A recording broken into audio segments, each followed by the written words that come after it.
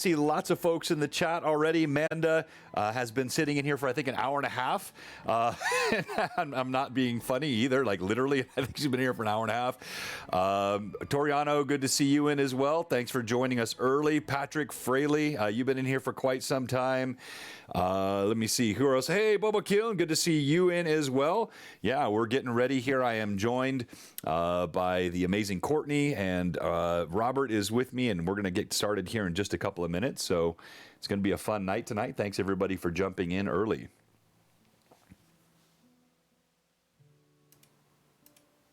Robert, how's your day been? Busy, lots to do. Somebody told me you're going on vacation. Might have been you. There's a rumor to that effect. So you take... It's more than rumor. Yeah, no. T-minus 4.5 hours until... Well, 4.5, about 5 hours until I leave for the airport. Nice. Well, leave to go meet someone to take transit or what they call car ride into the airport. 5 a.m. flight, so... 5 a.m. flight. And you're gone for how many days? I will not be back until Saturday the 11th. Nice. So 9 nights. That's really nice. Yeah, it's going to be a good time. Hey, Chris. Hello, Cameron. Yeah, have a good night out there tonight as well, Cameron. We'll talk about that a little bit, where we're at with our Tears of Aird campaign. Going to be a fun weekend this weekend. That's kind of crazy stuff happening there.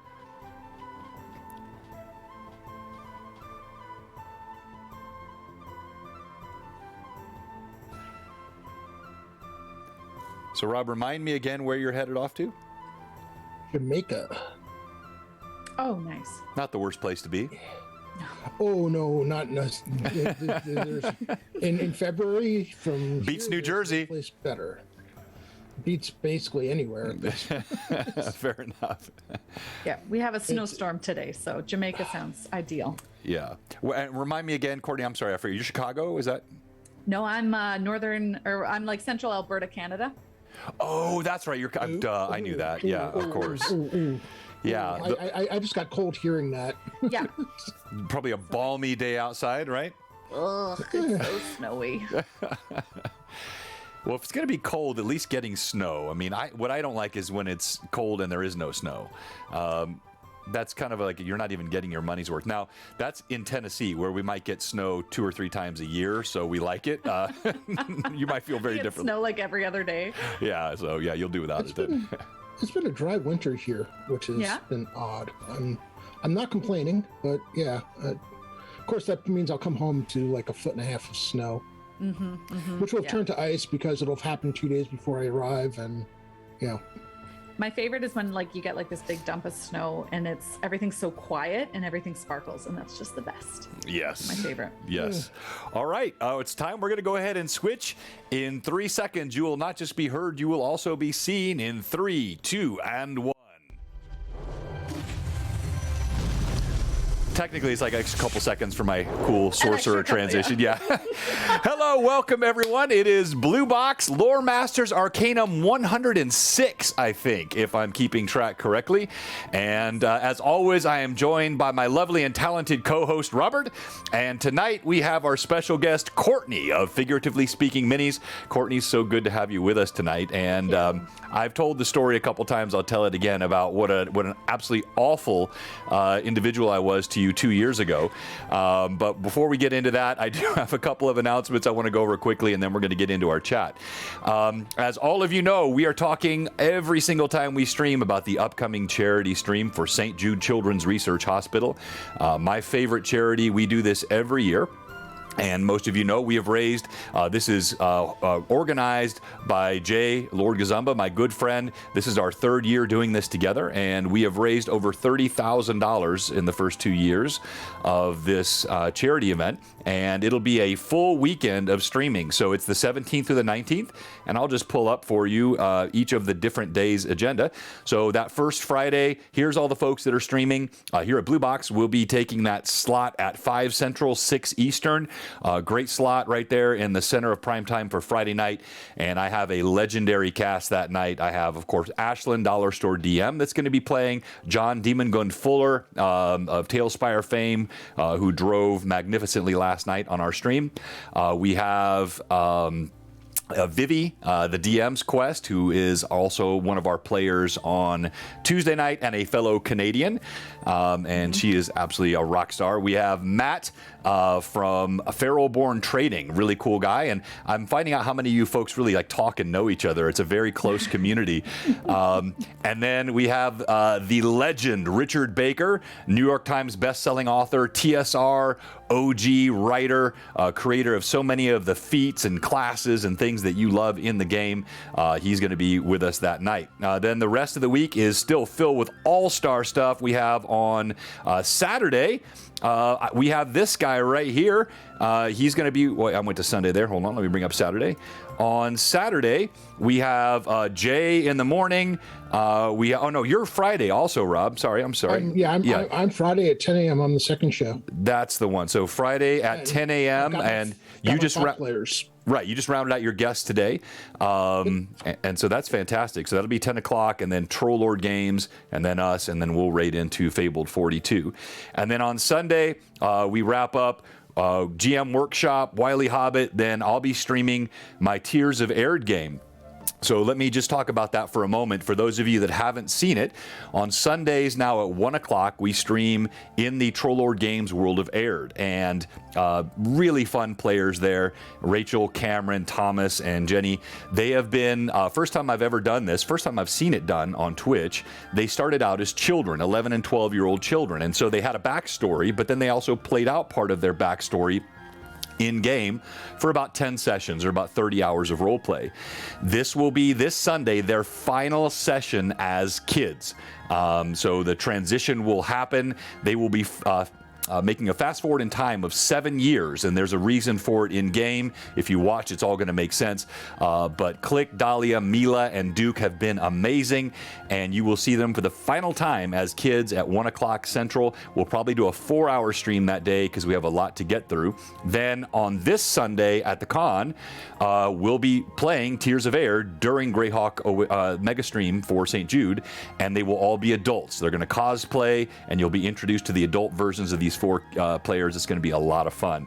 So all that coming up. And then one other thing I thought I'd mention before we get started tonight is next week we have another pretty fun guest.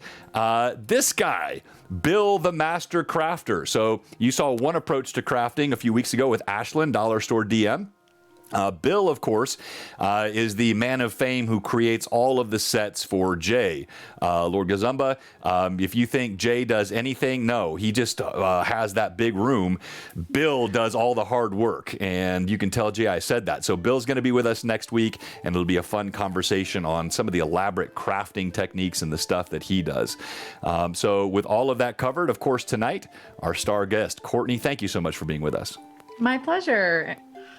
We're going to kind of cover a wide range tonight, as I mentioned, but I think a great place to start would be just tell us a little bit about how you got into gaming and D&D. I know you're not just a mini painter, but you're a player as well. And how did you get interested in it? Well, actually, funnily enough, I got into Imperial Assault about 4 years ago. And the friend of ours who owned the game was like, hey, did you know that you can paint the miniatures? Because, of course, I picked the Jedi. And he's like, yeah, you can paint these. I was like, oh, no way. I'm bored. I don't have anything to do. Sure, let's do it. So then when we wrapped up our Imperial Assault campaign, we started Gloomhaven. Okay. And that's where I kind of like just grabbed the figure that I was going to be. And I just went to like our local hobby supply store and grabbed some paint and just painted my character. And then he saw I was actually pretty good at it. So then he was like, well, I have a board game. Would you like to practice on my board game? And then I had another friend that was like, well, if you like miniature painting, I have like 1 million Kickstarters that you could, paint if you want. I'm like, yeah, sure. Just hand them over and I'll go to town. And it kind of just snowballed from there. Wow. No kidding. So that, just that quickly, and on the so both the painting and the role playing kind of tied together almost from the beginning for you. Yeah. what was it about the role play that you liked? Because it's not for everybody. Some people, they take to it like a duck to water. Other people, they're not as comfortable with it. What did you enjoy about it? Well, I was like a theater kid. I should have known. So I was like, well, and so you practice your Southern accents, and you practice your singing, and you practice I was Elizabeth Bennet in Pride and Prejudice, so you practice your English accents too. So, and I always liked reading and storytelling and everything kind of like that. I've always wanted to play D&D. So at the same time, we were kind of jumping into Imperial Assault. I was doing writing at the time, and I was also playing 13th Age, and that was like my segue into Dungeons and Dragons. And my DM that I had, she was fantastic. And she's just like, if you want to make your character have an accent, or if you want to do a voice, you do a voice, because I do voices, so you can do a voice too. And I'm like, all right, let's see how this goes. Well, so then you're going to sing to us tonight, Elizabeth Bennet, in a Southern accent, right? No. No? Okay. No. You can't put that out there. You know what I'm going to ask, right? That's a classic DM thing. Like, do that. What's that sound like? No, that's super cool. So now today, do you still get time to game? I think you have a couple campaigns you're in, correct? I had a couple campaigns running. They ended. And then I'm hoping to start, I made some new friends at one of the jobs that I do, and they've never played Dungeons and Dragons. So I said I would DM for them. So I'm going to start DMing for them. And then another friend of mine has this other campaign that he wants to start called Candlekeep Mysteries. And so he wants to do that. And I'm like, okay, let's do that. And then I have another friend that wants to do another campaign. And we just started Imperial Assault, one of the expansion packs. So wow. Yeah. Busy lady. A lot going on. Yeah. Now, does your husband game as well? Mm-hmm. Yeah. And so are you in any of those campaigns together? No. Oh, okay. Just Imperial Assault. Okay. Well, very cool. Yeah. So yeah, we've got that explains to me why I've had a hard time getting you into a one-shot. You're a busy lady, in demand. So I mentioned I would tell the story for those of you that haven't heard it. Courtney is one of the kindest souls on the planet, and I was told this by others. In fact, the greatest description that you can be given has been applied to you, Courtney, to me by two people. They have said you are just a superb human being, not even a gamer, not a human being.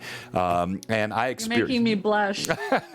Well, you, I think, have merit that. And so my personal experience with Courtney was I reached out to you on Instagram about 2 years ago.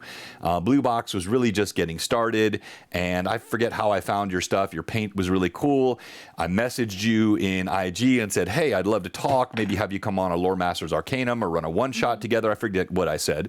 And she responded right away, said, sure, I'd love to. Let's figure out a time. I said, okay, I'll get back to you. 18 months later. I completely forgot. Okay. I got busy with IRL whatever, and I completely biffed it. And so when I was like a couple months ago, I'm like, can I reach back out to her? Like, I realized it. I went in there, and I'm like, oh my gosh. And you were so gracious about it, Courtney. Thank you. Of course. Life happens, right? And it's a lot. And you know what? Messages get lost all the time. For how many messages we all get. Yeah. You're just being gracious. What did you really say about me? Nothing. That was it. I was like, oh yeah, no, I believe it. That's a lot of work. You're running. And this is why we have Manda now.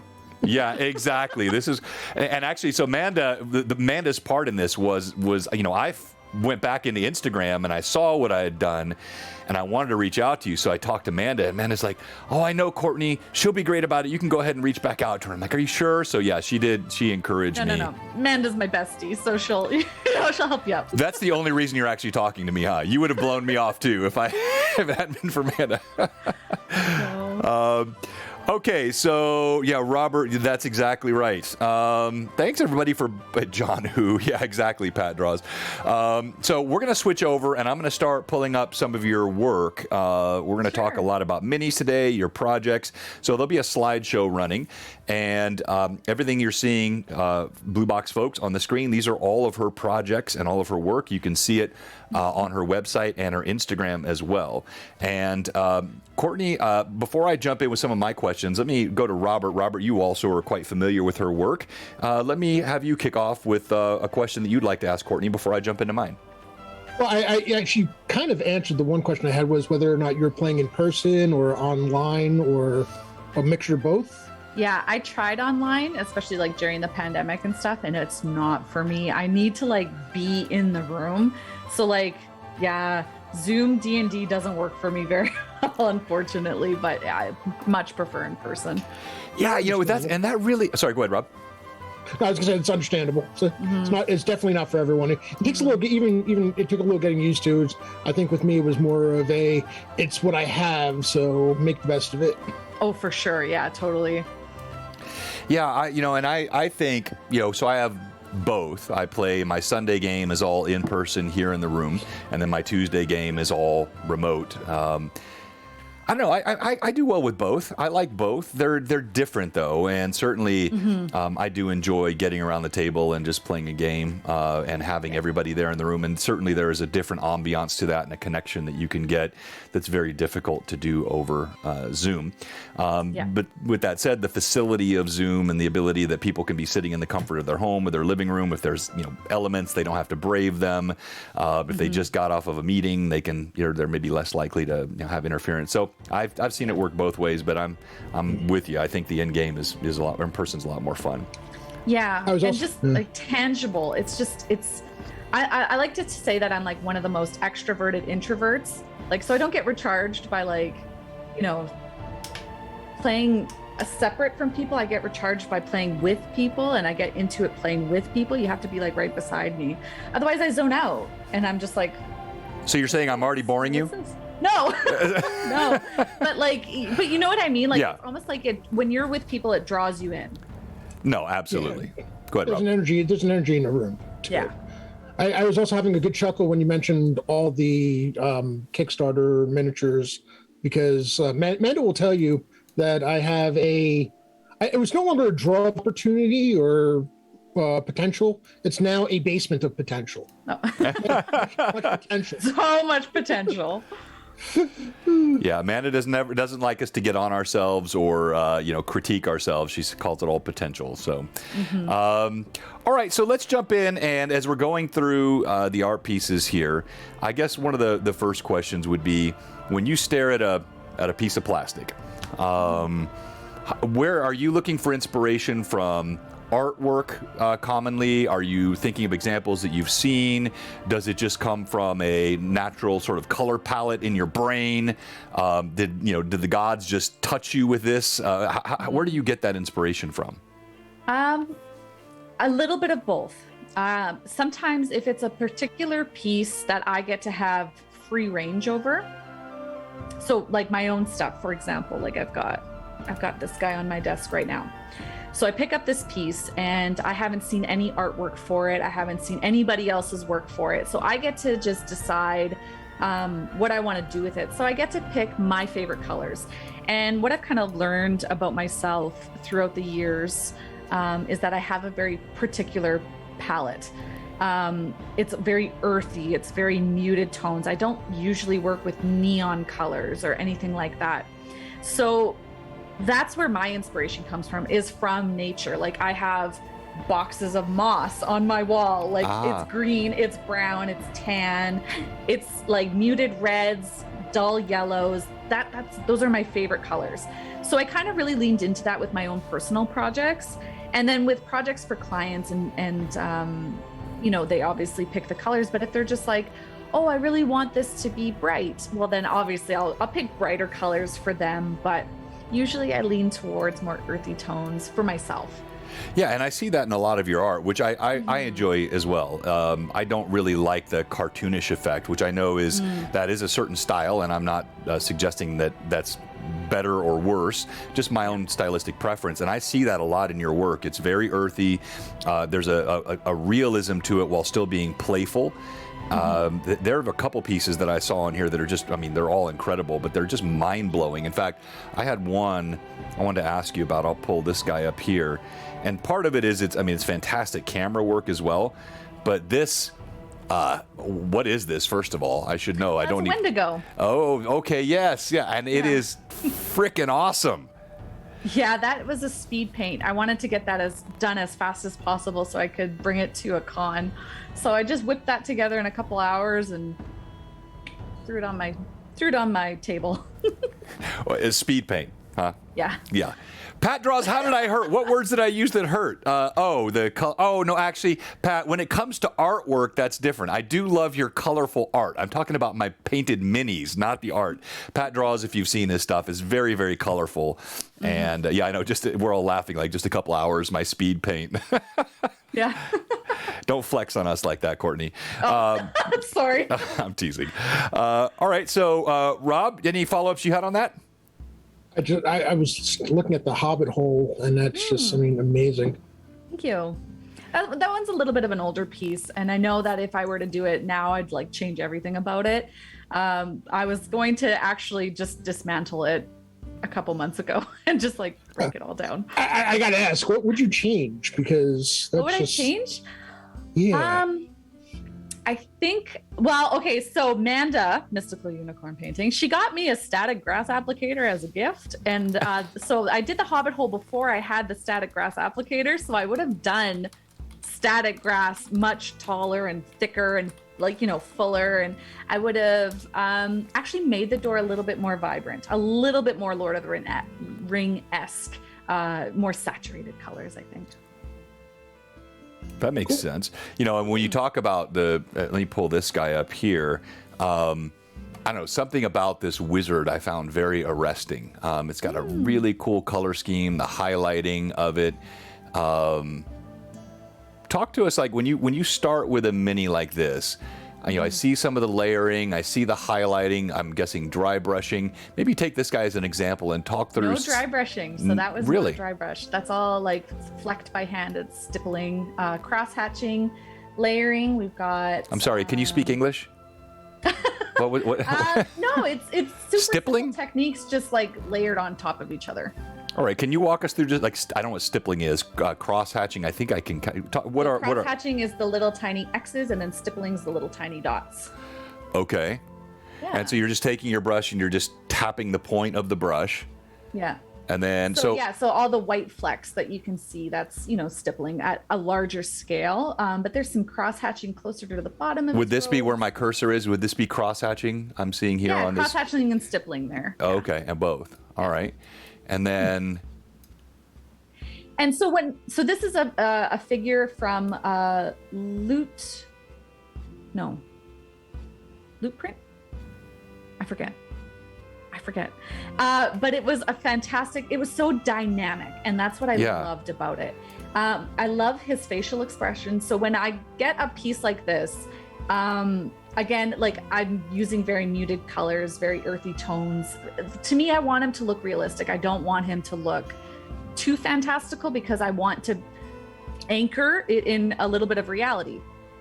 And so I built the base and I built that flag that. Right, I was going to ask if you built that. Okay. Yeah, so I built the column and the flag and everything like that myself, which the flag is just toilet paper. And you just kind of distress it and make it look ripped. And I wanted it to be a crumbling temple, and I wanted it to be like he was summoning something to this temple or this ruined castle or something like that. So obviously, like, I wanted to tell a story with his colors, saying that, he went on a journey, his robes are muddied, he's older, he's making his way. And, there's a spell effect on the book. I wish there was other angles. In real life, it looks better my pictures actually kind of suck. Like it doesn't do it justice, just how actually iridescent his spell effect is and all that kind of stuff.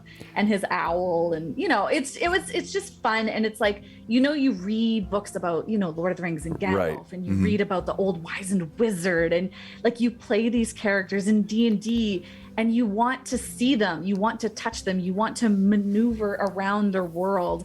And that's what I wanted to do for myself with this guy, because I just wanted a Gandalf-like figure without being like, too close to Gandalf. He's pretty close to Gandalf. Yeah. He's a little bit. He's got a different hat, so it's different, right? Just copy your homework, but just change 1 or 2 sentences. Yeah, right. Yeah. Or get it from Chat GPT. Yeah. So in this world, I wanted his, hat to represent maybe he's in a league above others, kind of thing. So yeah. No, and look, into reality, maybe. Right. And look, with the photos of the minis thing, they're notoriously hard to get good pictures of. For it to look this good, I know it looks amazing in person. It's really incredible. So one of the questions that popped up in here, let me see, was pigment or powders for the mud? That's Amanda question. Both. So I use dry pigments and wet pigments. Gotcha. Yeah. Yeah, and I like the way you've got, I didn't even notice that until she asked the question. You've got sort of the mud subtlety, on the bottom of the hem of the robe here as well. Yeah. Yeah. Very, very cool. I love the perturbed look on his face. Yeah. He's got that wizard. You didn't just say that, did you? Yeah. Super concentrated. Yeah. Wow, fantastic. So, what are some of the challenges, Courtney, that you typically? So first of all, you've been painting now for just 4 years. Is that right? Yeah. It'll be my 5th year in October. It's insane. And so, what are some of the challenges that you still face, or if you were? Well, let me back up. Do you critique your own work? Are you the type of artist that are you never happy with what you produce, or do you typically come away and go, yeah, I freaking nailed that, or? Yeah, I used to be like that. About a year ago, I was probably about to a year ago, I was like that. I think I've come to a point this last year that I'm finally about happy where I am at. I know one of the biggest challenges that I faced was, how do I get good fast? How do I get to the level that I want to be right now? And that was a really difficult thing to kind of swallow, in the way that it's like, well, that's just pride and ego. Like, calm down. Like, you've never done this before. Why are you expecting to nail non-metallic metal armor right off the bat? The people that I was looking at, they had been painting for 20 odd years. And, their work is flawless. And it's like, well, you can't really expect to be flawless. Yeah, a year and a half in. Right. So, but, I've kind of just decided to really, in this last little bit, embrace where I'm at and not set any more goals. I know I've plateaued as a painter. I haven't gotten any better than I did maybe 6-9 months ago. I haven't improved substantially. But what I have improved on is really nailing the basic concepts, which is great because I'm a teacher. So I teach the basics. And so I've nailed the basics, and I've nailed, I would say, intermediate techniques. And I can do them now in a way that I don't have to think about it. It's automatic. And that's, I think, a really good place to be. That if I decide to take it to the next level, where I'm doing exclusively non-metallic metals, or a lot of human flesh, but deep color temperature with human flesh on a regular basis, I know I can take it there. I'm just choosing not to at this point, because I'm just really happy where I'm at. Well, good for you. And that's a great way to approach it. Now, do you really think you've plateaued, or, maybe you haven't made the leaps forward, but I would guess with the rate at which you've improved, you're probably still better now than you were 9 months ago. Well, probably, but it's not on purpose. Right. It's not on purpose, and I'm not driving myself to really do better, to do more, to do better, because I've been doing that for the last 4 years, and I'm tired. The rate in which I was painting was in a very large volume all the time. And yes, it does get you good really fast. But at what cost? Well, burnout. Yeah, exactly. Yeah. Yeah, no, I mean, I guess, and yeah, we've got Vivian now. The Canadian takeover is happening. One of the questions in here was how much of the wizard was done before the base was put on. I'll go back to him. How much of him was completed on or off the base? I do simultaneously. So if I'm like working on a project, and I know I want to do an elaborate base with it, every time I want to take a break from the figure, I work on the base. Oh, okay. And usually the base gets done before the figure, and then I just then finish up the figure and stick them on top. I see. Okay, that makes sense. And then I like this question that came in. If you hadn't found D&D and miniature painting, do you think you would still be creating? Do you think you would have found another medium? If so, what it would be? And was the creativity there, and something was going to uncover it? Yes, 100%. I've always been like a really creative person. I've like done acrylics and watercolor and oil painting, and I've tried pottery and the cello, the violin, the clarinet, the guitar, the piano, singing lessons, acting. Like you give me an art and I've probably done it. So it was probably just a matter of time before I found something creative. I love, I have 2 young children, so they're like, make me a Halloween costume. Gotcha. I can make you what do you want to be? I'll make it for you. Or like just making Play-Doh or clay, or if it wasn't miniature figures for games, I'm sure it would have been miniature figures that you see like where they make little mini houses and like little mini dioramas and mini food and clay charms, whatever, like all of that kind of stuff. I love it all. I love it all. So yeah, your kids are the ones whose mom makes all the other kids hate them when they bring in their projects to school. Is that like? I like to think so. Yeah. Like my daughter was like, can I be like the Fae version of Maleficent? I'm like, absolutely. Of course you can. She's like, well, I don't have a staff. And I'm like, well, I'm not going to pay $100 for a staff. I'll make you one. And I made her like this beautiful light up staff, and it has like bark and leaves and a glowing ball, and like it's great. Yeah, other parents probably want to disqualify your kids from any crafting events that are done at the school. I know that type. Wow. Well, no, that's super cool though, and you can tell. I mean, you've got that creative personality. Your theater background was obviously an outlet for you as well, and I think it shows in your work. You have got a definite flair and a style to what you've created here, and it shows in everything that we're seeing here on the site. So, little Stranger Things guy there, right? Yeah, that's a Lord of the Print model. That was really fun to make. Yeah, that's cool. So when you do stuff, when you're identifying minis that you want to paint, let's take the commission work out of it. When it's something you want, I'm assuming you still get time for that, or is your time consumed with commissioned work? About 95% of my time is done with commissions. Okay. Well, so about 90% of what you see on my Instagram feed is commission work. Okay. So you don't really get a chance to very often pick minis that you want to do yourself. No, that's rare. Well, let's talk about the commission work for a second, and then I want to come back to some of the creative process. So, currently you're full. In fact, if I go to your site, which I'll pull your site up here real quick. If you haven't seen it, everyone, you can go to, hang on, the right one up here. So her Linktree, Figuratively Speaking Minis, has links to her coffee, and also products will take you directly to her website. And her website. Yeah, that's for free resources. One of my things is like hobby on a budget, and none of this should be gatekeep at all. So I put like some content for free, like, quick guides and all that kind of stuff, because I wanted to do that. Yeah, I saw that. I love that. So these are the images that I took to use tonight. Yeah. But you can see if you go to products, you've got the beginner's mini painting guide and the miniature book of beginning to paint. And I'm doing an intermediate one too, so that's coming up soon.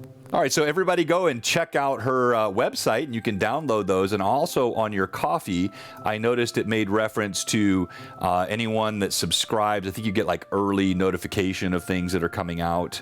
Oh yeah, that's a little old. It's a little outdated. Is it? I've not really used coffee much, but yeah. How does do you post here? So a year ago, yeah, definitely. It's been. Yeah, you know what? It was a really great little tip jar, especially during the pandemic when we all couldn't really socialize and like get coffee together. And especially because I have so many friends across the world. Right. You know, they're like, "Oh, I'd love to buy you a coffee." I'm like, "I'd love to buy you a coffee." We'd have some tea, and I would treat you, and then so we were all just buying each other coffees at that point. But honestly, it's just like a tip jar. You know, if you like, I don't want to put my stuff behind a paywall. I don't. But at the same time, like this was really, really, really time consuming for me, and especially to make those modules and post them for free. I mean, I'm never going to ask for money, but if that's something, you know, people have said, how can I give you a gift? Sure. And I'm like, well, here's a safe way to do it. This is a safe way. And if that's so what your heart desires, then feel free, but I won't ask for it. It shouldn't be behind a paywall. No, I love that. I couldn't agree more. And I think, you know, you've got the means in which people can get access to your work and you do your commission work. But the fact that you're providing those resources is fantastic. I want to come back and talk about the classes in a moment, but with the guides, if you were to pick maybe 2 or 3 things that are the most common mistakes that you see beginning painters make. And I know we've got in a crowd this size, we're going to have people that are, you know, brand new and maybe tried painting and thought they weren't good at it and stopped. You're going to have intermediate painters, and of course we're going to have some really strong painters in here. If they're that sort of that first category, what are the main things you would caution them to prevent discouragement and to let them know, like, here's some simple things you can do to accelerate your process as a beginning painter? Yeah, this is really interesting. So when I run classes, and especially for beginners, and I love beginners, I love how enthusiastic they are. It's so great. How unrealistic their expectations are before their hopes are dashed. And you're like, okay, this takes time. You have to give yourself time. And the way that they are so meticulously using the wrong sized brush to paint the wrong size part of the body, or you know, you have this lovely, oh my gosh, I had this lovely young gentleman at one of my last classes that I taught. He had a great big bronze dragon and he was using a detail brush to paint. In the 2-hour class that I hosted, I think he got done just the wings and 2 arms. And I wanted to be like, so you can use a bigger brush and you can do bigger strokes. Like we can cover a lot of area. It doesn't, you know, we don't want to be sloppy, but we also don't want to be so scared of screwing up that you're afraid to just put paint on the figure. Just put paint on the figure. It's you're learning, and this is the time that you get to, you know, practice and work cleanly. Like, and it's such a fine line, because what a silly little lesson that you're like, okay, but paint within the lines kind of thing. But at the same time, like, use the tool appropriately for the size of thing that you're painting. Like let's not be so meticulous that you're wasting time and getting angry that you're not making progress. It's like, choose the right tool for the job, because then you'll wind up quitting if you're going that way, right? Yeah. Oh yeah, no, like, you know, it's too much work if you're not using the right tool. And so, like, beginners, I find they just stick to very small brushes because they think the small brush that is the right brush, but it's not. It's a detail brush, and you can pick a bigger brush. Okay. Brush. Well, Amanda said in the chat that she likes big brushes and she cannot lie. What would be? You just can't deny. When a brush walks in, I better stop. So what other tips would you have? Like, give me, so the brush size, you know, don't be scared to use larger brushes and feel like you're going to be sloppy. I think that's great. I honestly, I've painted quite a bit, but it's always like a handful of minis, and then 6 months later, 3 minis, and then 2 years later, 4 minis. So I never have really had a continuous cycle of getting better. And I struggle sometimes to know what brush size to use. So I think that's great. Yep. What would be another one? The second tip would be to not pick a human. Don't do it. Don't do humans. Just don't. I don't recommend humans. I recommend monsters. Give yourself a monster to work with. Give yourself the freedom of creativity, because it doesn't matter what color it is. When you're working with human, and there's, whiz kids out of the box, we got them primed, they're ready to go, but they're so small and they're so detailed. And however, their faces are so flat. So that's not fun at all. And, but then you've got like a slad. Okay. So you have a slad or a beholder, like the one that's just popping up on the screen. You've got a beholder. Paint it whatever color you want. That's the beauty of monsters, is you can paint them nice. You can paint them gooey. You can paint them bright. You can paint them dark. Nice. And there's no wrong way to do that. So I think really that's like a very nice segue into miniature painting. And that's what I found when I was painting these board games. It was Massive Darkness. Like a dungeon crawl, Dungeons and Dragons-esque like board game. And all the monsters, you could just paint them the way that you wanted to. And that was such freedom. Mm-hmm. And no rules. There's no rules. With humans, humanoids, dragonborn, tieflings, there's rules. And I highly recommend monsters first. I like that, because I've even often thought of things like terrain as a good first thing, a barrel, a bot, but even those things tend to have rules. I think this idea that monsters give you that liberation to do it.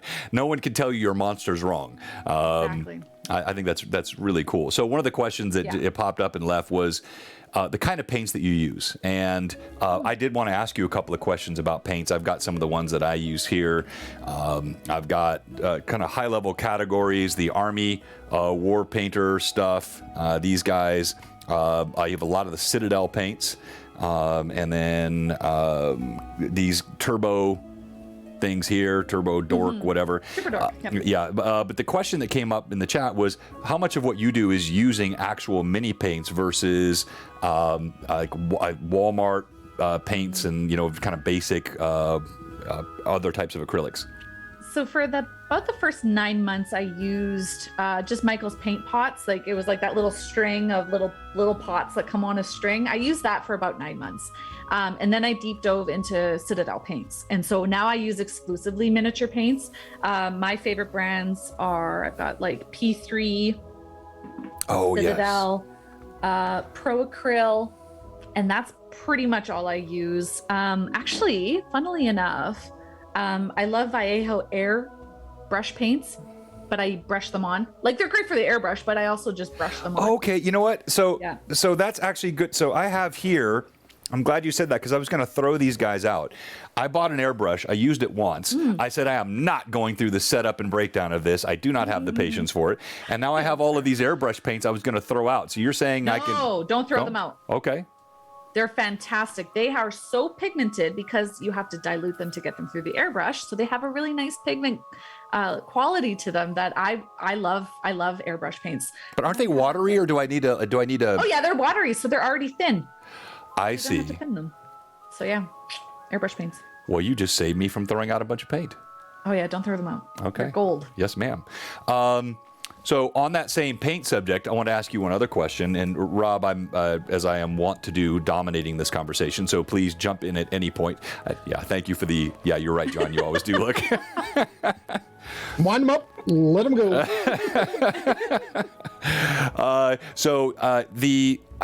The Citadel paints, I forget what they're called. They came out, and I think they're the other contrast paints. Yes, and they're supposed to like auto highlight or auto create shading, or what do they actually do? Are they worth anything? So okay, fair. Set me straight, Courtney. Come on, set me straight. I recently just bought a whole bunch. Okay. Like recently, so like this, I just bought this. Like this last week. Okay. I love them. I feel a butt coming. Depending on the color. Oh, okay. So they're good, but they're not great. So depending on what you want to do with them. Because if you want to paint them over an army of Space Marines, they're great for that. However, they're very expensive. So are you going to get a lot of bang for your buck? Probably not. I like to hobby on a budget, and I've always liked to hobby on a budget. So would I paint with them for an army? No. Would I paint small details with them? No. Mm-mm. So what would I paint with them? That's a great question. You know what? They would probably be really, really nice for, textures and things like that, like fur or things that have a lot of deep crevices, scales. And they would do the job well enough, but if I were to take my figure to the next level, I would have to highlight and deepen shadows regardless. So is it saving a step for me personally? No, it's not. Yeah, that makes sense. Well, and I'm gonna be asking some questions here, which are purely selfish questions to take the paucity of painting talent that I have and see if I can't get some ideas from you. But I want to make sure that people in the chat have a chance to ask their questions as well. So pop any others that you have in the chat. Rob, what would you like to ask? Well, actually, I do have a couple questions. One, for primer, do you prefer a light primer or a dark primer? That was one. I do a zenithal every time. I'm sorry, what? A zenithal prime. So I do a dark black, matte black, and then I shoot it with white over top. Oh, yes. Okay. I've heard of that technique. So that's because that's going to give you that natural sort of sun or light source highlighting beneath the paint. I mean, how much of a difference does that really make, and how thin do you have to be applying your paints to note that? It works. So this is this is a zenithal prime. So this is like I did a matte black and then I shot white over top. And what it does for me visually, it gives me a guide. I made up myself a coloring book with it. What's going to be dark, where I'm going to put my shadows, where I'm going to deepen my shadows, and where I want my light to be hitting it from. So that's how I will read that.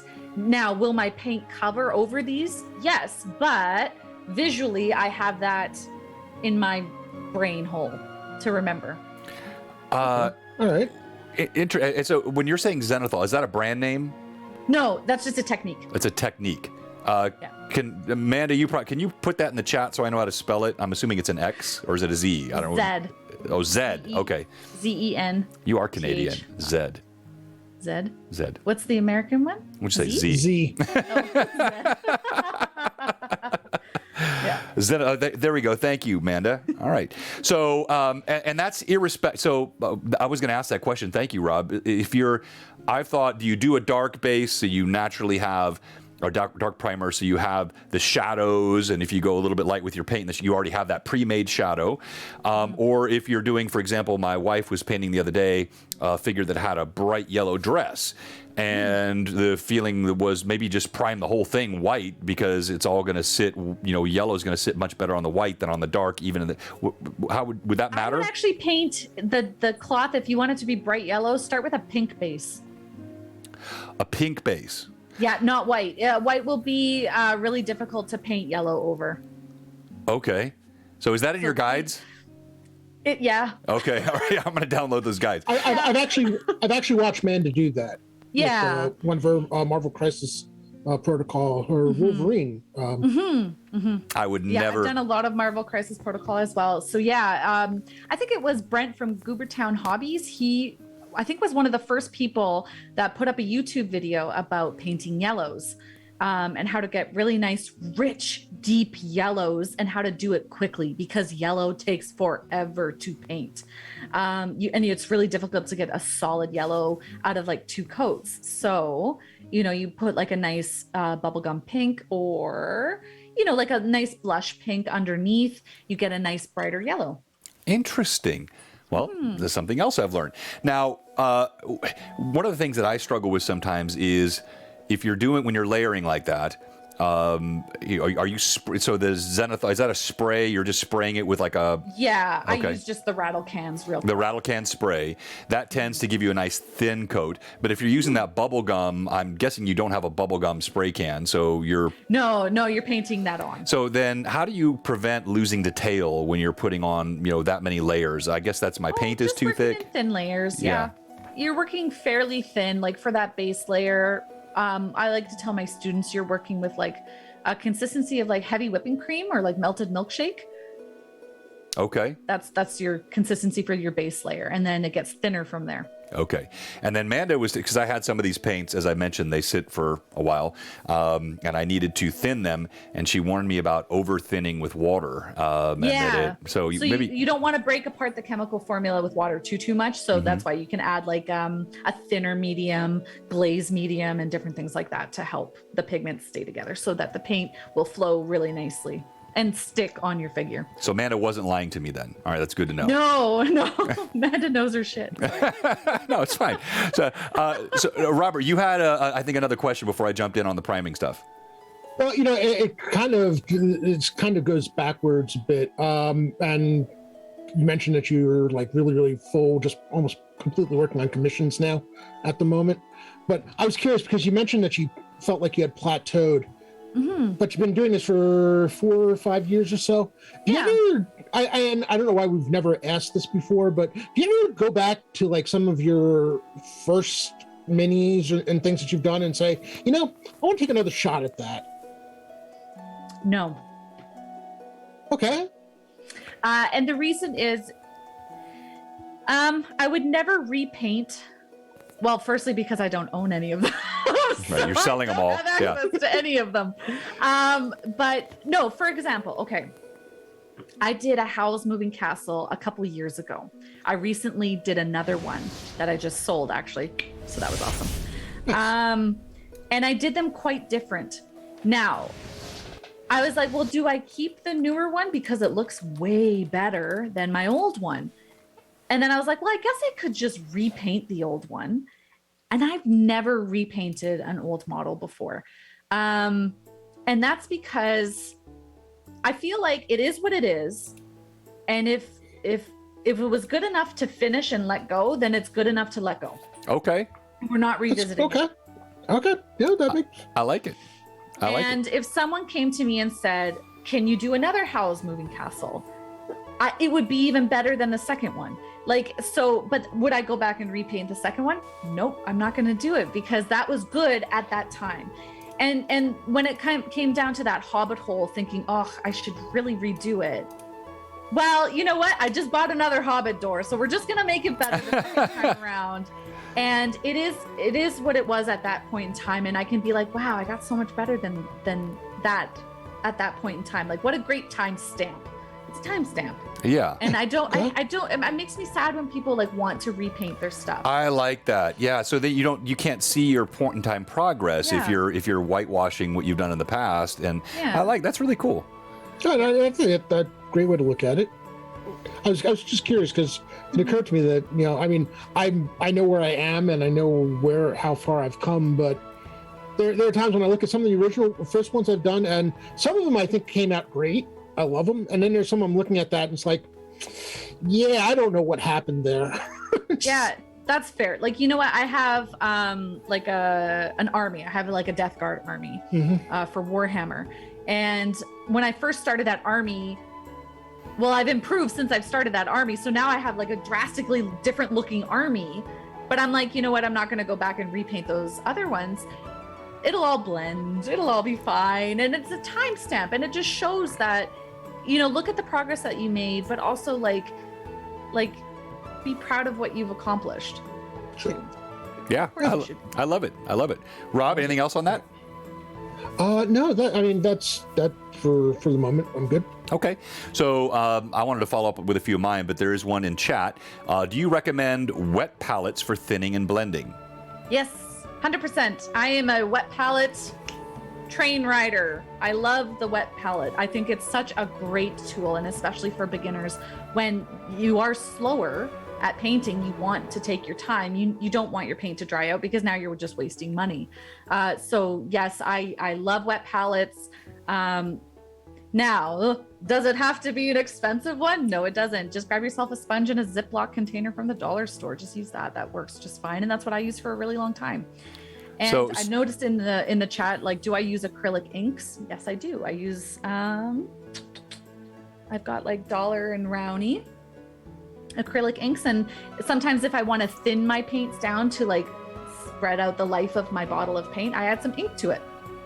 Can you explain that to? So first of all, the wet palette, I've heard that a lot. I think at one time I might have known what that was, but I've completely. What am I doing with that sponge in that bag? And then what are you actually doing with those inks? Because I think I have with my washes, I have like a soft tone, a dark tone wash. I have some colorized washes, which I wanted to ask about, and then I have inks. I don't really know how to use them. So this is my palette that I've been saving for like 2.5 weeks. It's just a thin sponge. Oh, I see. Okay. Right, and so you got a little bit of parchment paper on top. This one came with the palette, but I use parchment paper to put on top of the sponge. Works just fine. Why does that work better than a plastic plate? Because the paper absorbs the moisture from the sponge, but it doesn't oversaturate the paper unless you have too much water in your palette. So you have to have an appropriate amount of water in your palette that saturates the sponge and then in turn moistens the parchment paper. And then your paint sits on top of the parchment paper, and then that just keeps your paint moist without adding too much water to it.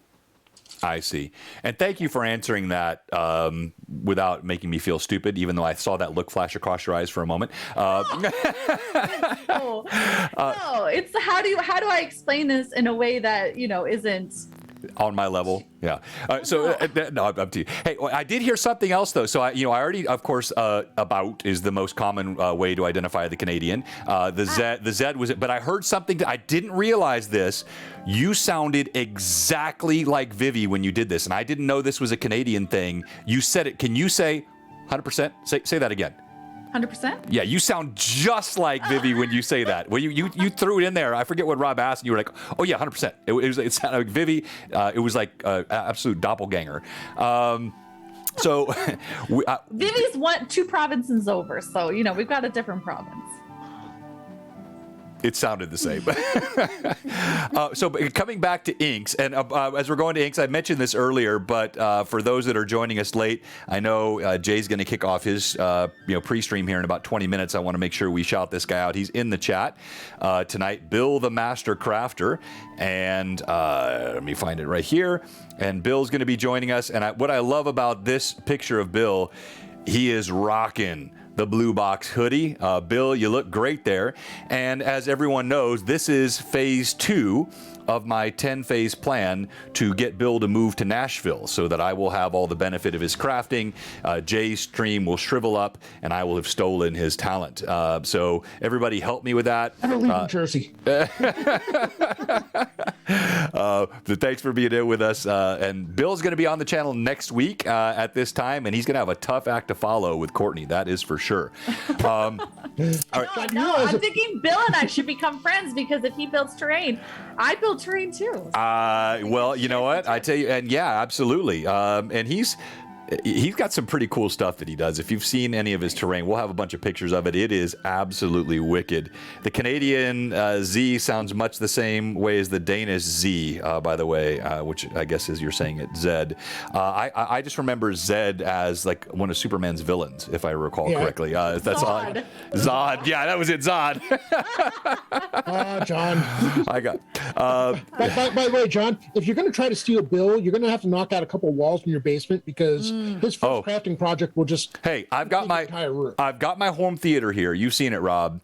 When Bill moves, I will knock this wall out and I will expand this. Bill, it will be here for you. I'm going to have a bust with your name on it upstairs. You're going to have a special chair down here. I'm going to treat you so much better than Jay treats you, Bill. It's just a matter of time, I'm telling you. John's going to find himself living in his basement. Okay, so back to inks. So let's go washes and inks. And by the way, chat, if I'm asking like really basic questions and boring you, ask better ones in the chat and we'll ask her. So I've got like a soft wash, a dark wash. I've got ink washes. I have washes that match colors. I don't really know if I'm doing them right. If you're doing blue, do you need a blue wash, or do you just make the blue wash by thinning down the... There's so many ways that you can do that. A wash is just a highly pigmented paint that's super, super viscous, so it flows into the right areas. Right. You can make your own, but you need a special, you need Jet Dry, for example, which is just like a flow improver. Okay. So actually, Jeremy from Black Magic Craft, I don't know if you know that creator. He's a YouTuber. He's actually from Winnipeg as well. And he's absolutely fantastic for building terrain. And he gives a recipe for how to make your own wash. Because, you know, when terrain builders are using large, you know, quantities of washes on their, you know, large pieces of terrain, you don't want to just use a tiny little bottle from Citadel. Not cost effective. So yeah, you can like make your own, you can use inks and all that kind of stuff. But yeah, like a wash is what you want it to be. You can make it to be anything you want it to be. Sorry. If you're, you know, if you want, okay, so you have a blue dragon and you want to put a blue wash over it, that's fine. That works. If you want a blue dragon and put a dark black wash over it, that works too. It just depends on the effect that you're going for. A darker wash will make it look dirtier. A blue wash will just really darken your base color. But both work. Both work. It just depends on what kind of look you're going for. Okay. All right. That makes sense. I'm trying to figure out why Amanda said because I need painting classes and I haven't said. I am signing up for your painting class, Amanda. Don't think I will be in there. I'll do that tonight. I'll sign up. So I like the question that's in the chat. I actually had one of these here. So varnishes, gloss, matte finish varnishes. Do you use those? Yes. You always use a matte varnish. You never really want anything to be glossy unless it's meant to be glossy. Like metallics. Eyeballs and mouths, gooey bits. Keep those glossy, but keep everything else matte. It's your job as a miniature painter to create the illusion with your paint. So if you want something to look satiny or shiny, make it with your paint, not your finish. Would that include metallics? Yes, you don't really want to put, well, you could put a gloss on your metallics, but I don't recommend it. I would just make it matte because the little flecks of metal reflect light regardless. Okay. All right, good. Interesting. All right, so I had a few more questions. Rob, anything you wanted to pop in here before I keep going? Well, here's a question. Tips and tricks for doing eyes. Because I noticed that the wizard you had amazing, the eyes were just amazing on that miniature. Go slow and practice on 75 millimeters. Yeah, right. Yeah, you know what? Eyes are tricky and there's so many techniques. And I can shoot off a bunch of creators that have done fantastic. Sorry, guys, hang on here. I just put I want to pull up your list of files here, and I just put it over our faces. Sorry, go ahead. Oh, no worries. The tricks with eyes is using a really sharp brush and a lot of patience and a steady hand. Don't drink coffee before you do eyes. I don't recommend it. Make sure you have a well-rounded, healthy breakfast. So you don't get the shakes. If you have tremors because you maybe work construction or you have arthritis or whatnot in your hand, you're going to brace your elbow and you're bringing that figure close up to your face. You're not painting far away from you. Magnifying goggles can help. Let's see, I've got these ones. So like magnifying goggles like these ones can help. Just to bring that figure a little bit, closer to your eyes. Well, and Courtney, by the way, that's tips to eyes. Not really. It's practice. And I've been so nice to him tonight. People are wondering what's going on, so I have to get my shot in at Rob. Those types of things are really useful when you're Rob's age. No, actually, I like them. I find when I got to the point was I was painting. And I didn't know why I was struggling so much with the detail. And then I realized I was starting to have a hard time reading really small prescription labels. And I thought, maybe this would help me with painting. And yeah, sure enough, it made a difference. So my background is physical and occupational therapy, and I used to work in stroke rehab. One of the things that help with tremors in your hands is anything that's weighted. So sometimes having a weight of some kind in your hand or putting your figure on a heavy handle and holding it close to your body to steady it will really help. Okay, that makes sense. Yeah. I just saw the question in the chat, so I was like, Yeah, and by the way, everyone that typed Tyrant, please do it again for the giveaway. Sometimes the Nightbot does this. It wasn't picking it up. Yeah, now it's working. So !Tyrant in the chat. And Courtney, tonight we're giving away, because we have you with us, this Tyrant, the Death Tyrant, super cool mini. Nice. So let's just chat about this guy for a minute. Off the cuff, what would you do with him if you were painting him? Oh, I would use a skull, like a off-white, a little yellowish. That would be my base color. And then what I would do is I would put a sepia wash or sepia over top of the bone. And then I would dry brush it with a little bit more of a vibrant white, a little brighter. And then I would also go in and do the shadows, especially like in and behind the skull and underneath like the jaw. I would put like a dark brown wash in select spots. I wouldn't just paint it everywhere. Okay. And for the little eyeballs, I painted this guy, and I did it to the box art. And what I did is I used fluorescent paint for the eye, the pink eyes, with a little bit of ink so that it spread really nicely. And it glows in the dark. Well, it glows under like a black light. It's a really, really, really cool effect if you use fluorescent paints on the eyeballs. Very cool. I love that. So you got to hear. So whoever gets this mini, you have to use that technique, and then we're going to pop it in our Discord and show Courtney what you did with her advice on our Tyrant. Oh yeah. And I even have one in my basement that I'm trying to get rid of. So if you want one to give away to your people, you can have it. What? Of course. What? Really? Of course. Are you sure? Yeah, it's yours. Absolutely, 100%. See, there it was again. 100%. So it's like. So wait, you have a Death Tyrant that you have painted that you would be. Wow. I mean, I didn't expect that. I mean, that's fantastic. All right. You should have told me you just give away things. I have things to give away. Well, I didn't want to presume. I mean, you're giving your time, but that is fantastic. Well, so we're going to do 2 giveaways tonight. We'll do my unpainted. You get the John style Death Tyrant, and then you'll get a Courtney style Death Tyrant tonight as well. Already painted, already ready to go. I love it. I had somebody. John, in addition to being forgetful, he's also, his hearing is going, because he's forgotten that he's a year older than me and will be for the rest of his life. So you see, Courtney, he's been waiting so long to get that in, and that's how bad it bothered him. The young can afford to be patient. Hey, Rob, that was actually funny. Every 4 or 5 weeks, he'll get something that's actually funny. That was well played, sir. Here's a hot tip. Okay. Keep a little hair dryer next to your desk, and when you want to paint faster, you just shoot it with the hot air so it dries faster. I get so frustrated. I'm in a hurry a lot. That's obvious. Yeah, I love that. There you go. Okay. All right. So this first Tyrant is for the lame unpainted John Tyrant, and then we'll do the second one, and we'll do that one in a moment. That will be the painted Courtney Tyrant. And Courtney, you can send it here. I'll box it up and send it out, and I will pay for the shipping you won't pay anything for that. And yeah, we do giveaways here. And actually somebody asked me about this a while ago. Do you do giveaways to get people to watch your stream? No, I don't. I mean, when we don't do giveaways, we have the same numbers. I do them to give back to the people that are part of this community that join and share with us. And because I get so much from sponsors, and I mean, a good chunk of the stuff I give away was given to me by others, like what you're doing tonight. And so thank you so much. That's really kind of you. Yeah, I mean, the same. I do giveaways, and I don't do, when I do a giveaway, I just did a giveaway.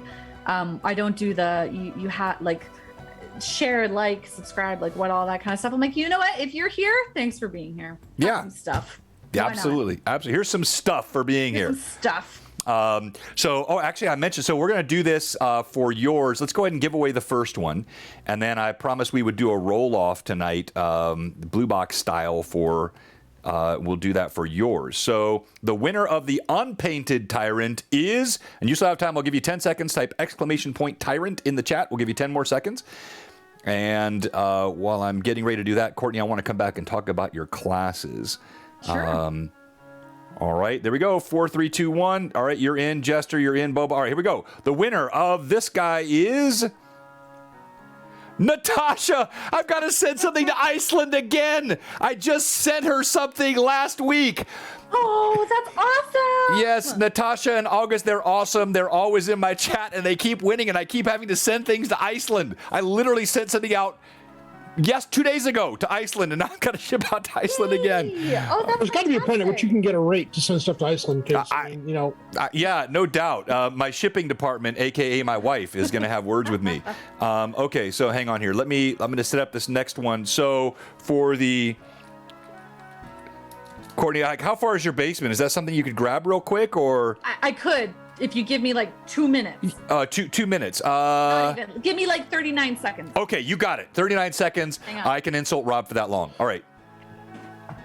I'm kidding, Rob. I'm not going to do that. I love you, brother. So Rob's going to Jamaica, everybody. Yes. He's counting down the hours. He's got like 3.5 hours or something left. And Rob, you are going out the right way. A Blue Box stream, and then you hop on the plane and go to Jamaica. I appreciate you scheduling your vacation around our streams. Got to do what you got to do. Now, so there's no Friday. Get back just in time for the charity stream. Yeah, absolutely. And so, do you know what you're running already for that morning, Rob? Kind of, sort of. Okay.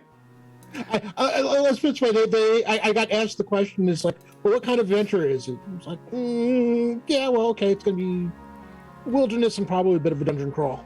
Okay, well, that's the best kind, a little bit of mixed terrain. So we're showing the schedule here for the mega stream. Rob is going to be that Friday morning at 10 a.m.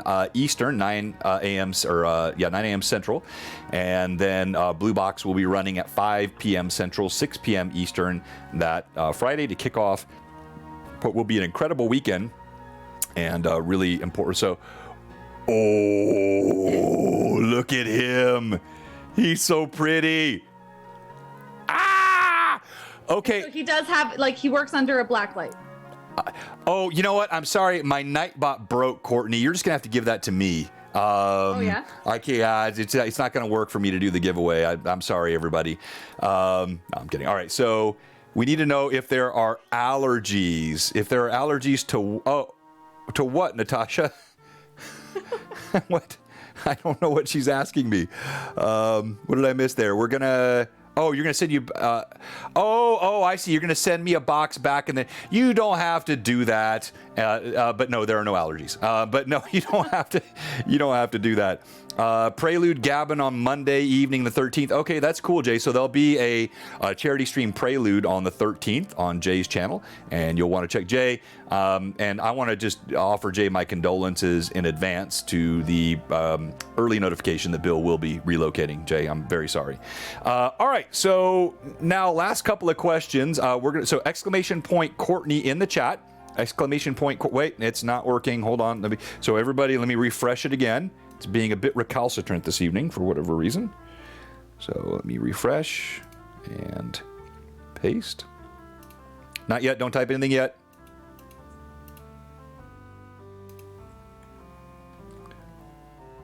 All right.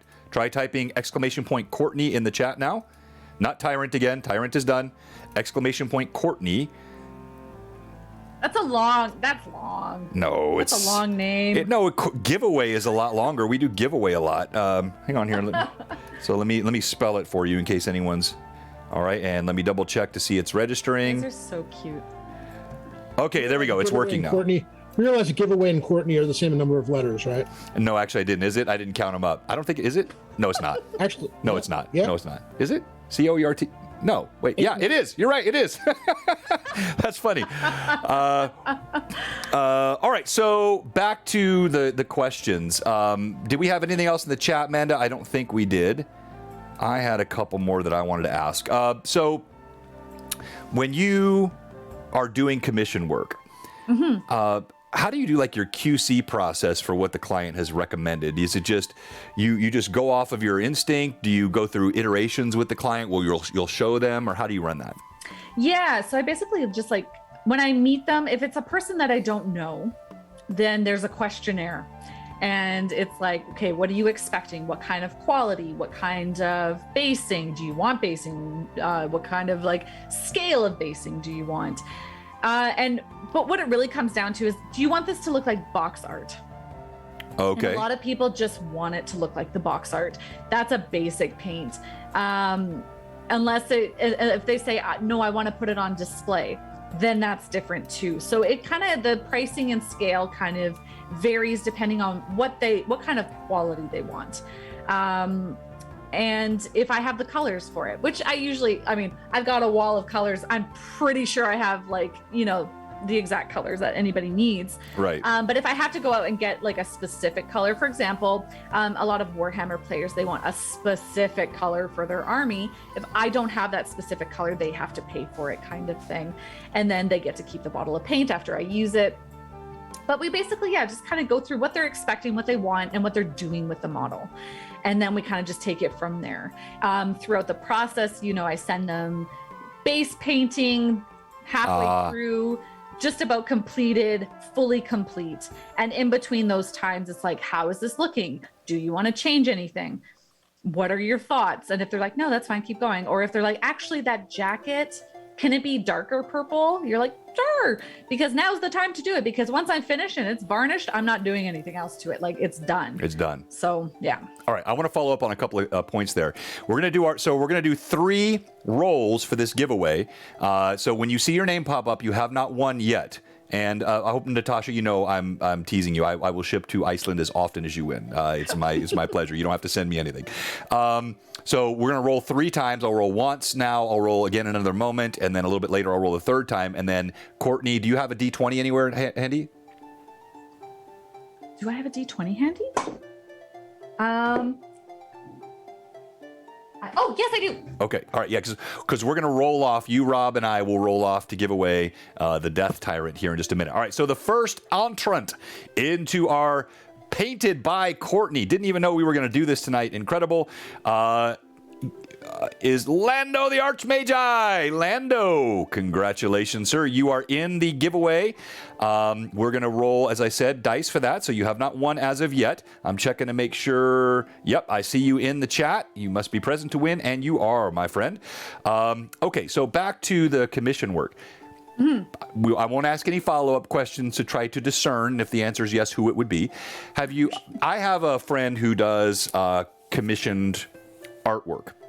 I actually have a few friends, and they've had challenges sometimes with certain clients being either unreasonable or even maybe just more specifically, not very polite in the process. Yeah. Have you ever had an experience like that?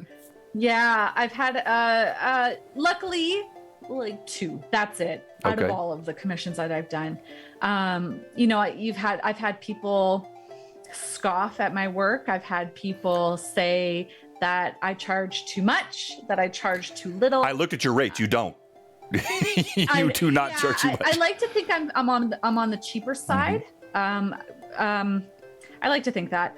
But I've had people scoff, and I've had people be very difficult, and but on the whole, I've had absolutely amazing clients. Sure. And once I've gotten to know them over time, repeat. Like, they just think that what I do is great, so they just want to keep going. And I'm like, absolutely, here, have a discount. Like, you want 10? Have like $50 off. It's totally fine. You want 3 feet? Yeah, you can have them for free. So that's the hard driving entrepreneur in you, right? Yeah, I'm terrible at this. No, that's awesome. So I'm going to ask this question now, and Courtney, we're going to ask it again before we close off here in a few minutes. You've probably seen this, but I'll trial it for you. You're going to ask the question at the end of the stream tonight, all right? Okay. So the question goes like this. If you're watching right now and you haven't given us a follow, or if you're a follower and you haven't given us a sub, or if you're a sub whose sub has expired and you have not resubbed, if you're not in our Discord enjoying all the weekly chat in between, we have one question for you tonight. What are you doing? Give us a follow, give us a sub. All right, so Courtney, that's your one dry run. You're going to have to do that in a few minutes. Oh, yeah, I'll remember that. Just do your version of it. Whatever it is will be fine. Yeah. Okay. All right, so follow-up question, problem clients. Very rarely you've had mostly really, really good customers. What about requests? Have you ever had a request from a client that you just went like, that color scheme is garish, I could do so much? And of course, you're not saying that to them, but have you ever thought that? Yeah. A lot? No, once. One Okay. client wanted a very, very, very neon bright, giant metal machine thing, and it's not my style. I could do it, and I had the paint, but it's not my style, and it is not something that like I really wanted to paint because it didn't make sense to my brain to paint it in the way that they wanted it. Okay. And I was like, I don't think I'm the right person for you. Oh, so you turned it down? I turned it down. Oh, good for you. Yeah. Because you probably also felt other studios in my area, and I was like, listen, I think this creator is this studio is more for you than for me. And for you, is that as much not just the stylistic preference, but the feeling like you might not do the best job for them if you're not also, into it, right? Yeah. You know what? They were showing pictures of somebody else's art and paint job to me.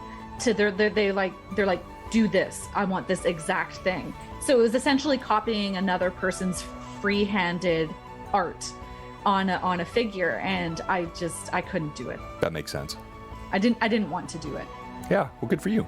I'm going to ask you to critique a miniature here. All right, so let me pull. It's going to replace my face because I don't have the correct view for. So let me make sure I get the right camera switch here. Hopefully, you might see different angles of my room in a moment because I've got so many cameras all around me here. Let's see here what this one is. That's not the right one. How about that one? No, that one. Are any of them going to play nice? How about this one? Oh wait, start video. I got to click the button there. That's definitely not the right one. That's the one on the floor. That's the one at the opposite wall. Yeah, you see, my intent here is not to give a virtual tour of my game room, but that seems to be what's happening. Let's try this guy. Come on, work. No, the camera that I wanted to use this for is not up. So this guy here. Whoops. Now I got to bring my camera back up. So tell me, when you look at this miniature, what are your thoughts? How would you critique this mini? Man, my colors are way off. That looks way too blue. Would you say that's a well-painted miniature? Yeah, that looks like it's a very nice tabletop standard miniature. It is eye-catching from a distance. I can tell that there's details. I can see that there's fur on the legs, there's bone on the head, there's metal for the axes. I think that's a really nice miniature. Yeah. Well, if you saw it closer, and actually, I'm butchering it now because of the colors on that camera, and it's good to see that. That's way off on the colors. This is Manda's, and it's fantastic. Manda painted this for me like 2 years ago and sent it to me, and he is so cool. He's got a dusting of snow on his pauldrons, and the highlighting, and just the base is wicked. Manda, I love this guy. He's one of my favorite miniatures. Yeah, he looks great. She's seen the mini before too. Okay. Yeah, she sent me progress photos. Was that a Don Draper drink cart I saw in there, John? I don't know what you know. I do have a couple custom pieces of so Alcott, Thomas Alcott Devereaux made a wine bottle with the Devereaux family manor. So I've got that back there. I have the Cade rum flasks back there, but no, I don't have a drink cart. Oof, John. Hey, Tracy. All right, so as we're closing up here, we're going to draw our second one for the Death Tyrant. And the second possible winner for this guy is Construction 360. Are you still in the chat? Let me check. It looks like you are. Just say hello to us, and we'll be doing that roll-off in a moment. As we come down the home stretch here, if you have any final questions for Courtney, let us know. But I did want to ask you about your classes, Courtney. So you had those for a while. In fact, I'll pull up your website. You're not doing them currently, and I'm assuming that's probably a function of how busy you are. But when you did them, what was that process like? And is that something you would ever see yourself doing again? Oh, yes. I love teaching. I love indoctrinating people into this hobby. I think this is such an amazing hobby to have as a creative outlet and have socially and have.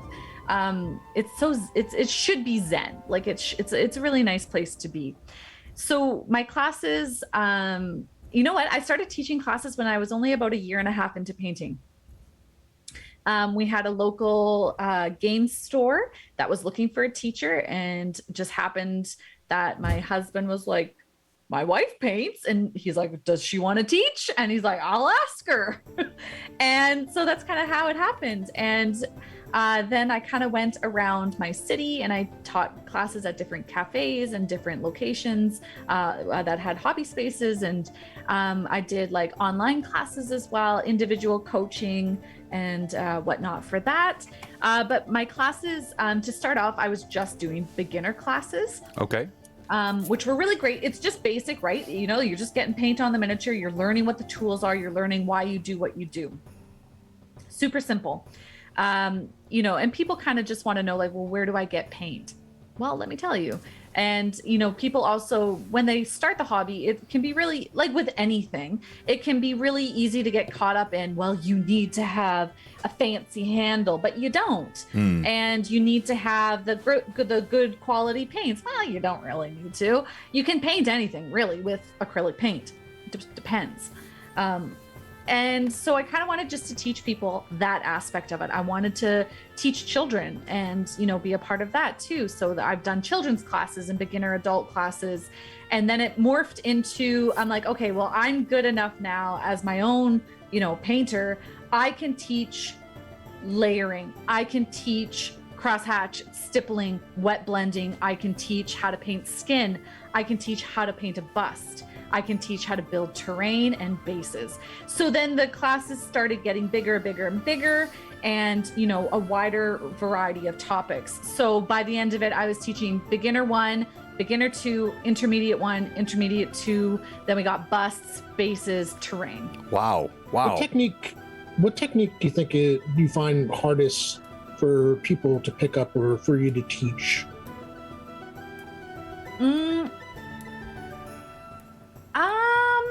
You know, when you come up to techniques like glazing, people are like, well, what is glazing? It's like, well, you're kind of just depositing a small amount of paint. You're like making a tint. It's not, it's like, it's super diluted paint, but not like you're supposed to use a medium, or you could use a medium if you wanted to. Glazing was a topic that really confused me for a long time because I'm like, why would you ever do this? And it wasn't until I started teaching and painting my own busts where I was like, glazing is key. And then if you really want to create different effects with lighting and skin temperature, glazing is where it's at. And so that was a huge learning curve for myself. And I think a lot of students are like, I don't get, what's the point? What are you doing here? And you're like, exactly, what are we doing here? So you kind of have to dive into that one a little bit. All the students that I've ever taught, they're like, when are you going to teach a class on non-metallic metal? And I said, never. I will never teach a class on non-metallic metal because that is one technique I cannot master. I understand it, and I can teach no blend painting, which is very similar, except a little bit choppier, a little bit bigger. But non-metallic metal is like one thing that everybody wants to learn, but I'm not going to teach it. I'm like, here's a tutorial online that you can. Now, why do people want to learn that? Is it because it's challenging and you can say I can do non-metallic metal, or does it produce a better effect than metallic metals? In my opinion, and I'll just disclaim all of this. All of this is just like my view. That's all I'm asking. Opinion. Yeah. I think non-metallic metal comes with a certain air. I see. Those people who are very good at it, who are considered professional, that is the technique that they choose to show off their professional. Pop in the chest. Yeah, right. Okay. Yeah. It is a difficult technique to master, and when you can do it, people say, look at you, you're a painter. Yeah. So you would say it's kind of it's like a similar flex to showing us an amazing mini and saying you speed painted in 2 hours. It's kind of that idea. Yeah, sure. No, you know what? Non-metallic metal is challenging. It's simple in its execution, and it's challenging in its how do I want to say that? It's simple in its like instruction because it's tiny lines over and over and over again. But it is so difficult to master because you have to understand light, you have to understand shapes, you have to understand the way that the eye is going to see that shape and see that light. And you know, it's a testament to painting. Like, you have to be good at it for people to be like, wow, that's flawless. Yeah. Yeah. No, that's really interesting. I had no idea. Yeah, simple in theory, difficult in executing. Thank you. Yeah. Thank you, chat. Got it. Have you ever taught someone who had vision impairment? So, for example, I have what I think is most common among men is little red-orange kind of color blindness distinctions. I don't think I have a problem, but then when they give me that test, I can't see certain things. Have you had to deal with that with students? Yep, I've had a wide variety of students. I've had autistic students. I've had autistic children students. I've had people with arthritis and tremors. I've had people who are colorblind, and it's kind of just working within what they can do and what they want to accomplish, and kind of just taking it very individual basis and working with them in that moment. Okay. And so when you do these classes, have you, I mean, you've already kind of given us the hint, you don't like gaming online, but could you ever see yourself doing a class online so that you could reach more people? Yeah, like I used to do a lot of Instagram lives where I would like demonstrate. And actually, Manda and I used to Instagram live all the time, like weekly. And we would show off what we were doing, what we were working on, and like how we were doing it. I think it's really, really great. It is a difficult kind of medium. I did Twitch stream for quite some time, and I had YouTube videos and all of that kind of stuff. Editing takes time. So that's why I'm like, you know what, YouTube, we're just going to put you on the shelf. But no, when I was doing coaching, individual coaching, and I had one client in Japan. So him and I would work on what he wanted to work on while he was living in Japan. Very cool. Oh, I love that. Well, then, you know, I would love to, and I know you've got a very busy schedule, but maybe sometime later this year, I'd love to have you and maybe Manda could come on and we could do a painting and sort of tutorial thing, and maybe even open up your coffee so that we could do tips and things like that. Sure. And get people that want to come in, learn, do a joint painting effort. So actually, this would be another idea we could do. I have Ashlyn, Dollar Store DM. She's going to come back here in the next couple of months, and we're going to do an online joint terrain project. So we're going to tell everybody in our Discord, if you want to do this with us, you know, go get a roll of toilet paper, a scrub brush, paper clip, and, you know, whatever else that she collects, like crazy stuff.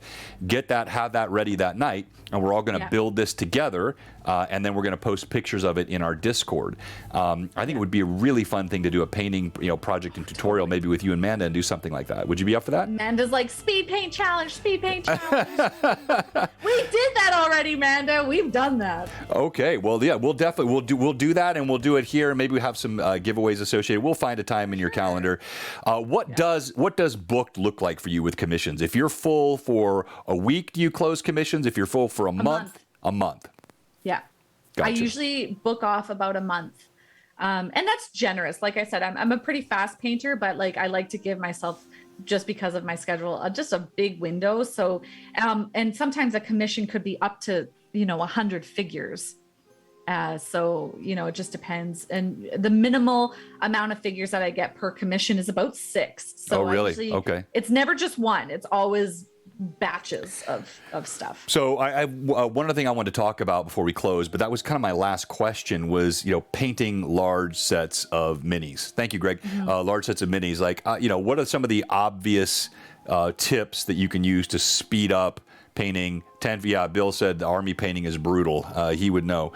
Like, what are some tips for speeding that up? I mean, obviously you're priming them all at once, or you just like painting a bit. Like, but what would go beyond that to help speed up? It's really just having the right setup so that you're not reaching, you're not, getting up to grab something. It's all within arm's reach. And you have something that occupies the auditory sensory perception. You need to have something kind of going on in the background that can anchor you into your seat for a couple hours at least. When I was painting large armies or large commissions like Marvel Crisis Protocol, like you sit down and you have a book playing in the background so that it occupies a little bit of that. Sure. Stretch your back, stretch your legs, stretch your arms. So it's mostly kind of self-care and occupying because that's mind numbing, right? That's not the creative stuff that most people love to do. And that's the slog. Yes. That makes sense. And when you're painting those kinds of minis, keeping yourself occupied, keeping yourself stretched, hydrated, that's probably half the battle is staying engaged with it. So, and like, honestly, don't take on an army if you don't like the way it looks. So if you hate orcs, don't paint orcs. Don't take on that project because you will hate every minute of it. Like Space Marines, I've never painted an army of Space Marines, but I painted an army of Thousand Suns, and they just have a more interesting, intricate look to them. So I was engaged with it for longer because it was visually interesting to me. However, like Marvel Crisis Protocol, if you hate painting box art, maybe that's not the right way for you to do that commission or project then. Good point. And I like what you said also, Courtney, about having sort of everything in arm's reach, because with repetitive motion, I don't know if you're familiar, like manufacturing principles like Lean Six Sigma, that's where they will study things to shave off seconds here and there to make the process more efficient. That makes a lot of sense. I wouldn't have even thought about that. Yep. Organization is key. I mean, but that's like with anything, with like a large project, right? You're not going to have things scattered everywhere. Yeah. Very cool. All right. So last topic that I just wanted to tease again, I mentioned this with Ashlyn, and Courtney and I talked about it a little bit before the stream. And I love that suggestion. So Amanda pinned it. Who said it? I think it was Bill. The best thing to do when you're painting large armies is listen to a Blue Box stream. Yeah, because that'll put you to sleep. I'd say it's actually true. So Natasha and August, they literally put our streams on. They say they've got a newborn. They say it puts them to sleep every time. And then what happens is for whatever reason, my voice puts them to sleep, and then the loudness of the players and whatnot teaches them or the music teaches them to stay asleep during cacophony and loud sound. Yeah. So it's actually improved the sleep pattern. Blue Box, nice. Proven to improve the sleep patterns of your newborn. There you go. So I love this idea that we've been talking about. It came up initially with Ashlyn, and then I talked to Amanda. Amanda recommended I reach out to you, and now I've also talked to Meg Biscotti Hottie. At some point here in the next couple of months, we're going to do a special stream. It'll be I and several female gamers, and it's a working title. Ultimately, the title will be whatever they choose, but it's going to be something along the lines of the trials and triumphs of female gamers. When I talked about this when Ashlyn was here, the chat blew up with so many ladies that had experiences that just, would be shocking to me, the way that they were treated at tables, things they've encountered in games. Biscotti Hottie really talked about what female cosplayers go through many times. And so we're going to talk about some of that, but I don't want it to be all of that either. I want to talk about the positives, the perspectives, the triumphs, the things that female gamers bring to the game. And I'm really looking forward to getting that schedule with you, Courtney. And thank you so much for being willing to share some of your stories. Yeah, Dollar Store DM, she's great. Amanda and all the other creators that you mentioned, like, they're fantastic ladies. And I've had the privilege of watching them grow in their craft, grow on their Instagram. And it's just my pleasure to absolutely feature them on my page. I'm like, look at you go, look what you made. This is so great. And it should be celebrated and it should be shown off. And, there's a lot we can talk about with that topic about women in gaming and cosplayers and creators. In a world that, previously I'll just make a point real fast. Please. 4 years ago, there were no women when I started my Instagram account. I couldn't find them. Women painters, you mean? Mini painters? Women painters. Wow. Couldn't find them.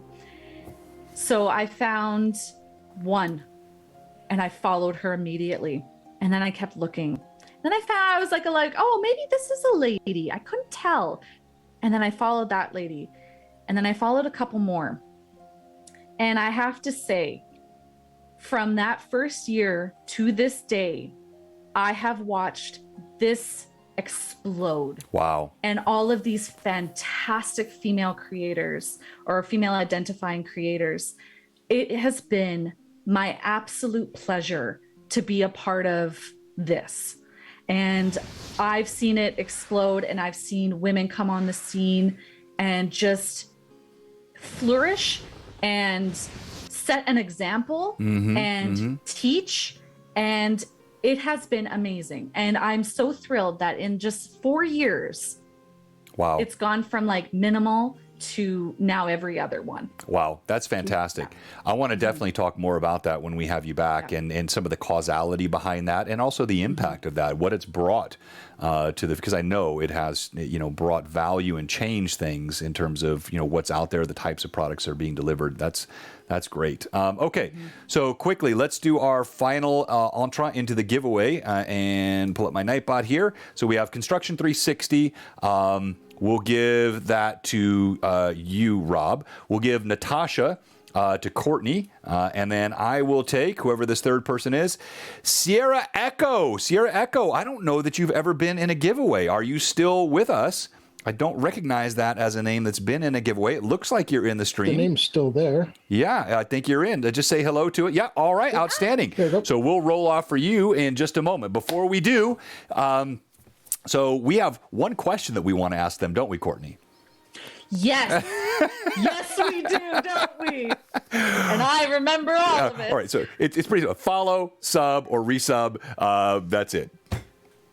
All right, people here in this wonderful little Twitch stream that we got going on. Are you a sub? You sub here? You come here often?